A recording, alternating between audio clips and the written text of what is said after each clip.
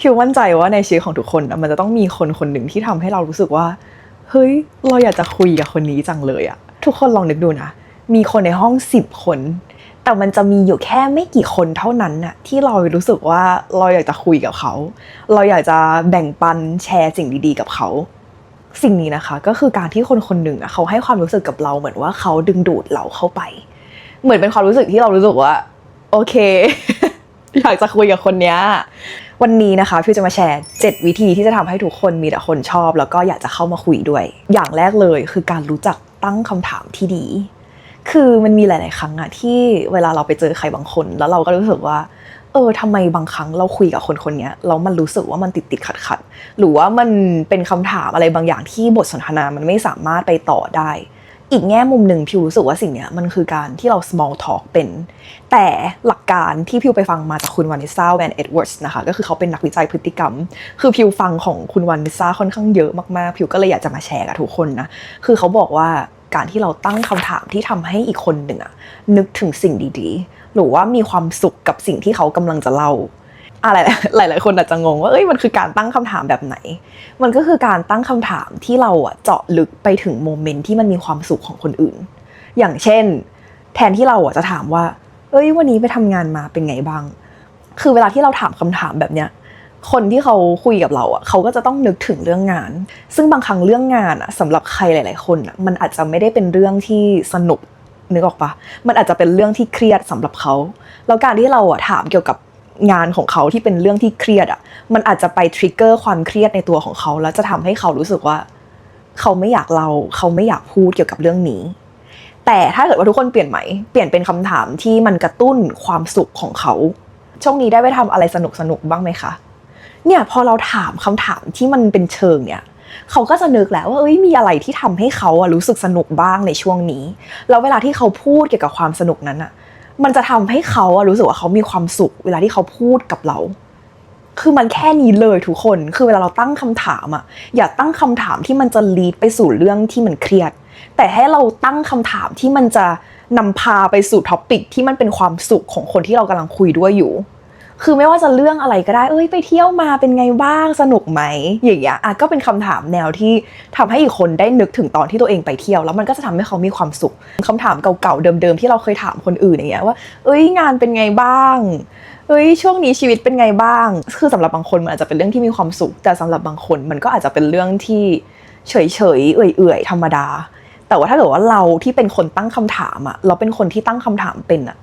มันก็จะทำให้บทสนทนานั้นมันกลายเป็นบทสนทนาที่ดีมากๆเพราะว่าเหมือนเราได้แชร์สิ่งดีๆได้แชร์ความสุขของเราให้อีกคนฟังเพราะว่าการที่เราจะตอบคำถามที่มันเป็นเชิงนี้ได้นั่นหมายความว่าเราต้องนึกถึงเรื่องที่มันเป็นความสุขก่อนเราถึงจะพูดออกมานั่นก็เลยเป็นเหตุผลว่าทำไมเราถึงมีความสุขเวลาอยู่กับใครบางคนนั่นก็เพราะว่าบางทีมันอาจจะเป็นเพราะแค่ว่าเขาตั้งคำถามเป็นอย่างที่สองคือการเป็นคนมีความรู้หรือว่าเก่งในเรื่องอะไรสักอย่างคือพิวมั่นใจว่าทุกคนเคยเป็นที่บางครั้งเราเห็นคนบางคนแต่ว่าพอเราไปคุยกับเขาจริงๆเรารู้สึกว่าเฮ้ยคนนี้คือไม่มีอะไรอยู่ในสมองเลยแล้วมันจะทำให้เรารู้สึกว่าเราไม่สามารถต่อบทสนทนากับคนคนนั้นได้ซึ่งเนี่ยแหละก็คือเหตุผลว่าทำไมเราถึงควรจะมีความรู้บ้างไม่ใช่คนอื่นเขาถามอะไรเรามาแล้วเราก็ไม่รู้ไม่แน่ใจเหมือนกันแล้วอย่างเงี้ยเวลาที่เราได้ยินคำว่าไม่รู้หรือว่าไม่แน่ใจอีกคนนึงเขาจะตอบบทสนทนายังไงคือมันไปต่อแทบจะไม่ได้แล้วเพราะเหมือนไม่มีท็อปิกให้คุยกัน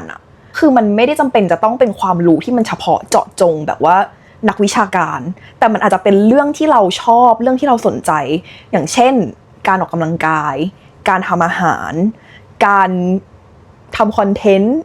หรือว่าการไปเที่ยวคือมันเป็นเรื่องอะไรก็ได้ที่เราชอบแล้วเราสามารถแชร์ให้อีกคนนึงฟังได้เราทำให้เขารู้สึกว่ามันมีแบบนี้ด้วยหรอคือบางครั้งเขาอาจจะไม่เคยได้ยินเรื่องแบบนี้มาก่อนแล้วเขามาได้ยินเรื่องนี้จากเรามันก็จะทำให้เขารู้สึกว่าบทสนทนาเนี้ยมันสนุกเพราะว่าอะไรเพราะว่าเขาได้รู้ในสิ่งที่เขาไม่เคยรู้มาก่อนมันเหมือนเราไปช่วยไขข้อข้องใจให้กับอีกคนแล้วคนที่เราคุยด้วยเขาจะรู้สึกว่าบทสนทนานี้มันสนุกแล้วเขาก็จะมีความสงสัยแล้วบทสนทนามันก็จะไปต่อได้ว่าแล้วมันเป็นยังไงต่อแล้วทำยังไงต่อเนี่ยมันก็คือเหตุผลว่าทำไมเราจะต้องมีความรู้เกี่ยวกับเรื่องอะไรบางอย่างบ้างไม่ใช่ว่าไม่มีอะไรอยู่ในหัวเลยคนอื่นชวนเราคุยอะไรก็ไม่รู้คนอื่นเขาถามอะไรเราก็ไม่แน่ใจ คือบางเรื่องอะเราไม่รู้มันก็ไม่ผิดเราก็บอกไปว่าเอ้ยเรื่องนี้ไม่รู้แต่ว่าเรารู้ว่าเนี่ยคือเราก็พยายามเอาเรื่องอื่นมาผสมเข้าไปให้บทสนทนามันไปต่อได้ไม่ใช่คนอื่นถามอะไรก็ไม่รู้คนอื่นถามอะไรก็ไม่แน่ใจแล้วก็ให้บทสนทนามันจบไปแบบนั้นแต่ว่าถ้าเกิดว่าเราเป็นคนที่สามารถ engage กับ conversation ได้ดีอ่ะมันก็จะทำให้คนที่เราคุยด้วยเขารู้สึกว่าสนุกแล้วก็คล้อยตามไปกับเรื่องที่เราเล่าอย่างที่3คือการมี sense of humor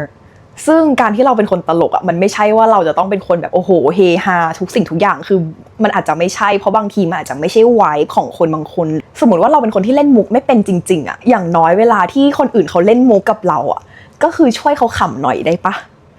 คือต่อให้เราเล่นมุกไม่เป็นอะแต่ถ้าเกิดสมมติเขาเล่นมุกกับเราอะเราก็แกล้งขำไปหน่อยได้ไหม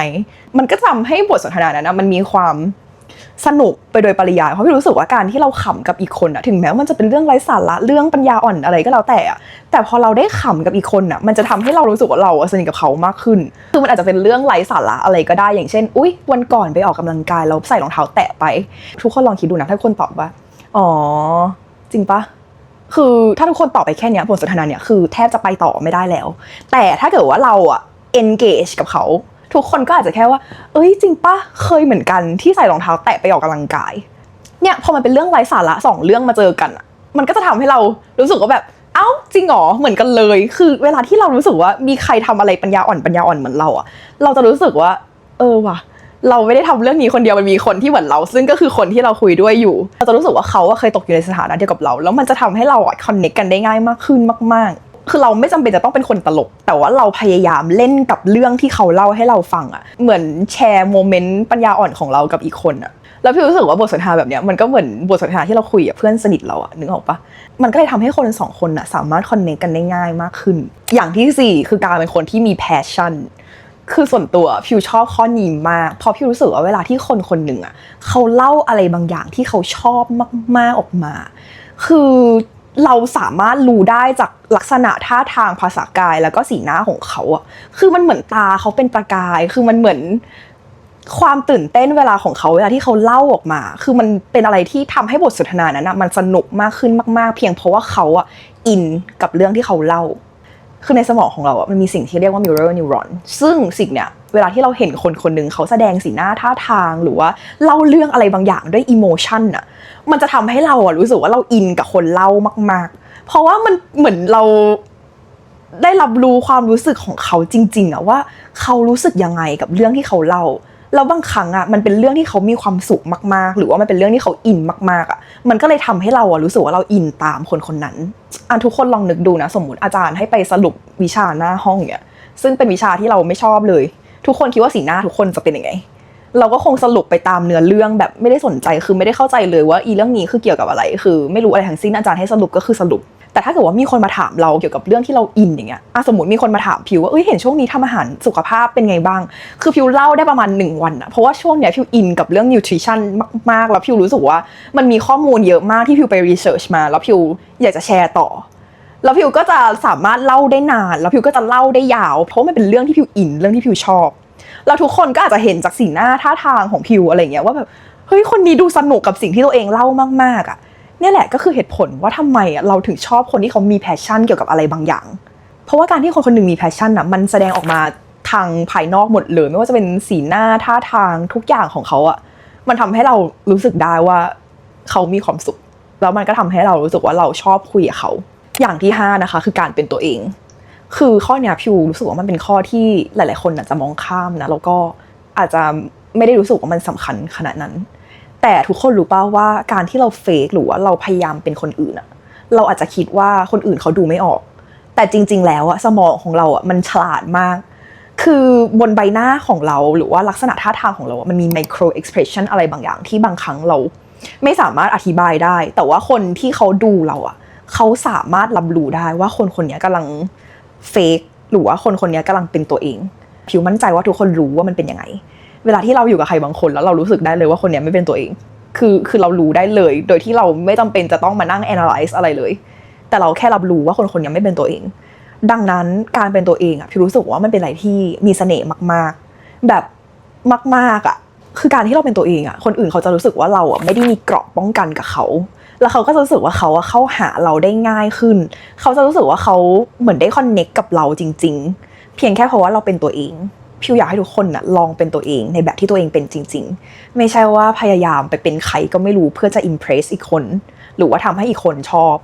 คือส่วนตัวพิวชอบคนที่เป็นตัวเองมากๆคือเหมือนเขาไม่ได้กลัวว่าคนอื่นจะชอบหรือไม่ชอบเขาอะแต่ว่าเขาแค่เป็นตัวเองแล้วสิ่งเนี้ยมันคือสิ่งที่เป็นธรรมชาติที่สุดแล้วทุกคนก็สามารถรับรู้ได้ว่าคนเนี้ยเป็นตัวเองแล้วพิวก็รู้สึกว่ามันเป็นสิ่งที่มีเสน่ห์มากๆอย่างที่6นะคะคือการเป็นผู้ฟังที่ดีแล้วการที่เราเป็นผู้ฟังที่ดีมันจะทำให้อีกคนนึงเขารู้สึกว่าเขาสำคัญคือเขาจะรู้สึกว่าเขาสำคัญเพราะว่าเราตั้งใจฟังที่เขาพูดมากๆเราทุกคนรู้ป่ะว่าสกิลการฟังมันเป็นอะไรที่ล้ำค่ามากๆนะเพราะบางครั้งเวลาเราพูดอะไรไปคนอื่นเขาอาจจะไม่ได้ตั้งใจฟังเราเลยบางคนก็แค่ฟังผ่านหูซ้ายทะลุหูขวาบางคนก็แค่หอหมกไปกับเราแต่คนที่เขาตั้งใจฟังเราจริงๆคนที่เขาสบตากับเราแล้วเขาก็คิดตามเรื่องที่เราพูดตั้งใจฟังสิ่งที่เราพูดทุกคนคิดดูว่าในชีวิตของเรามันมีอยู่กี่คนเนี่ยแหละก็คือเหตุผลว่าทำไมคนที่เขาคุยกับเราแล้วเราตั้งใจฟังเขามากๆเขาถึงชอบเราดังนั้นนะคะถ้าเกิดว่าเราอยากเป็นคนที่คนอื่นเขาชอบคุยกับเราก็แค่ตั้งใจฟังเรื่องที่เขาพูดแค่นี้เลยอย่างที่7อย่างสุดท้ายนะคะก็คือการให้คำชมที่จริงใจแล้วก็เจาะจงคำชมปกติที่เราจะได้ยินกันบ่อยๆก็แบบน่ารักสวยดูดีอันนี้คือมันจะเป็นคำชม in general ที่เราได้ยินทั่วๆไปแล้วคำชมแบบเจาะจงคือมันหน้าตาเป็นยังไงคำชมแบบเจาะจงมันคือการที่เราspecific ไปถึงสิ่งใดสิ่งหนึ่งอย่างเช่นเรื่องที่เล่าสนุกมากเลยไม่เคยได้ยินเรื่องนี้มาก่อนเลยเนี่ยทุกคนคิดดูว่าเราจะได้ยินคำชมแบบเนี้ยกี่ครั้งในชีวิตพิวว่ามันไม่บ่อยนะที่จะมีคนมาบอกว่าชอบเรื่องที่เราเล่าจังเลยซึ่งคำชมแบบเนี้ยมันเป็นคำชมที่ทำให้เรารู้สึกว่าเราถูกชื่นชมโดยใครบางคนคุณวาเนซ่าบอกว่าการที่เราให้คำชมที่มันเจาะจงกับอีกคนมันจะทำให้เขารู้สึกว่าเขาชอบเราชมเขาว่าน่ารักเขาก็ชอบแต่เวลาที่เราชมคนนึงแบบ specific มากๆมันจะทำให้เขารู้สึกว่าเขาตื่นเต้นเพราะว่าบางทีเขาอาจจะไม่เคยได้ยินคำชมนี้จากคนอื่นเลยทุกคนรู้ป่ะว่าก่อนหน้าเนี่ยพิวไม่เคยได้ยินคำชมเกี่ยวกับน้ำเสียงของพิวเลยคือไม่เคยได้ยินเลยแบบเลยจริงๆจนกระทั่งพิวอัพคลิป YouTube คลิปแรกคือพิวดีใจมากที่พิวได้คำชมนี้เพราะมันเป็นคำชมที่พิวไม่เคยได้ยินมาก่อนตั้งแต่เกิดมา20ปีแบบจริงๆนี่แหละก็คือตัวอย่างของคำชมที่มันเจาะจงเพราะถ้าเกิดว่าเราหัดชมคนนึงแบบเจาะจงได้คือพิวมั่นใจว่าอีกคนนึงเขาจะชอบเรามากๆก็ประมาณนี้นะคะทั้งหมด7ข้อคือพิวมั่นใจว่าทุกข้อที่พิวพูดไปในวันนี้มันเป็นอะไรที่ทุกคนสามารถทำตามได้คือการที่เราจะเป็นผู้ฟังที่ดีมันก็ไม่ยากการที่เราจะชมคนอื่นแบบเจาะจงมันก็ไม่ยากเพราะว่าการที่คนนึงจะมีเสน่ห์แล้วทำให้เรารู้สึกว่าเราอยากคุยกับเขาพิวรู้สึกว่ามันมีหลายปัจจัยมากๆแต่ว่าคีย์หลักมันคือการที่เราเล่าเรื่องอะไรบางอย่างหรือว่าให้อีกคนเล่าเรื่องอะไรบางอย่างที่เขามีความสุขที่มันกระตุ้นโดพามีนในสมองของเขามันไม่ใช่ว่าเราต้องฝืนตัวเองทำแบบนี้แต่พิวรู้สึกว่าอะไรเหล่านี้คือถ้าเกิดว่าเราทำได้มันก็ดีกับตัวเราเองไม่ได้ดีกับใครเลยมันทำให้เราคุยกับคนอื่นสนุกมากขึ้นมันทำให้คนอื่นเขารู้สึกคอนเนคกับเรามากขึ้นแล้วมันก็จะทำให้เราได้รับรู้เรื่องราวของคนอื่นมากขึ้นซึ่งบางครั้งเราอาจจะได้ tips and tricks ดีๆจากเขาแล้วก็เอามาปรับใช้กับชีวิตของเราเองใครที่ตอนนี้กำลังมีปัญหาแบบว่าไม่รู้จะเข้าหาคนอื่นยังไงดีหรือว่าไม่รู้จะคุยกับคนอื่นยังไงดีพิวก็หวังว่าคลิปนี้มันจะทำให้ทุกคนสามารถกลายเป็นคนที่สามารถต่อบทสนทนากับคนอื่นได้ดีขึ้นการที่เราจะมีพลังดึงดูดให้คนอื่นมาอยากคุยกับเราได้มันไม่ใช่ว่าเราจะต้องเป็นคนที่ perfect ทุกอย่างแต่มันคือการที่เรารู้จักใส่ใจอีกคนนึงมันคือการที่เรารู้จักให้ความสำคัญกับอีกคนนึงและทำให้เขารู้สึกว่าเขาสำคัญทำให้เขารู้สึกว่าเขามีความสุขที่เขาได้คุยกับเราคือมันแค่นี้เลยก่อนจบคลิปนี้นะคะเหมือนเดิมให้ทุกคนคอมเมนต์บอกพิวนะคะว่าทุกคนเคยทำข้อไหนบ้างแล้วทุกคนรู้สึกว่า